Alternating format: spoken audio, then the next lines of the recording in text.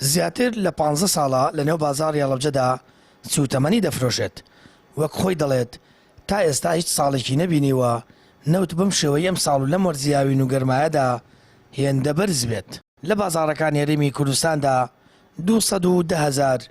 دینارە. وڵای لەم کاتداگە نەوت گرانە نەوەڵا کەس نایکرێ بەمێ 200 دەوێت و 250 بێ بکڕی کەس نایکرێ بۆ نایکرێ مەعاشەکەی 40 ڕۆژارێت کابرا بەچی بیکرێت تۆ کرێچیت و پارێ ئەو کارەبا 5 هێندەی ساڵان گران بووە ئێستا من خۆم بەخوا مانگی وایە 350 مانگە 400 پارەی کارەبات کرد نێشم داوە ئێستا بەرمێ لە دوور لەکوێ بۆ کڕێ بە 210,000 پارە مەختەماندا بە 120,000 گرانی 150,000 بەس تۆ لەم کاتا بەرمێ 210 ئەی زووسان چێزەچەند. ساڵانی ڕابردووە وڵاتی لە وەرزی هاوین و گەرمادا نەوتی دەکڕی و لە وەرزی سەرما و زستاندا بەکاری دێنە بەڵام ئێستا جیاوازیەکی نییە و هاوڵاتیش بە تایبەت موچەخۆران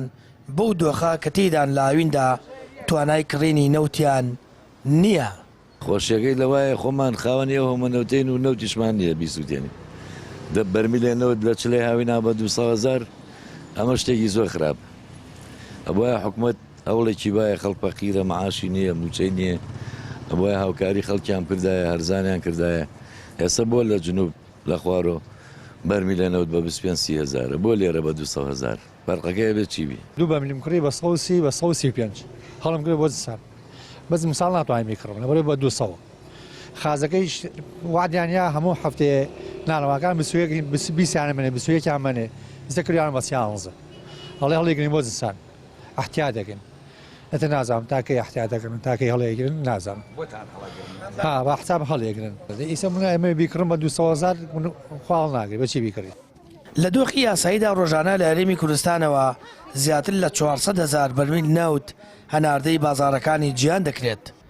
ماوەیەکیشان نرخی سوتەمەنی بەگشتی لە بازاڕی گیانیدا بەرەودابەزینە بەڵام لە هەرێمی کوردستان بە پێچەوانەوەیە نرخی سوتەمەنی لەگەڵ بەردەوامی قەیرانی دارایی بەرەو سەرتر دەچێت و دەسەڵاتیش بەسەرچوو بێباکە. بە درێژایی ساڵانی ڕابردوو لە وەرزی هاوین و گەرمادا بەرمیلێک نەوت بۆ 100,000 تاکو 120,000 دادەبەزی بەڵام لە ئێستادا کە وەرزی هاوین و گەرمایە بەرمیلێک نەوت لە بازاردا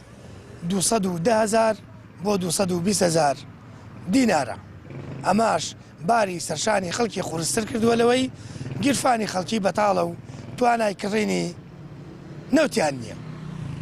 سامان فتاح کەناڵی ئاسمانی پەیام هەڵەبجە.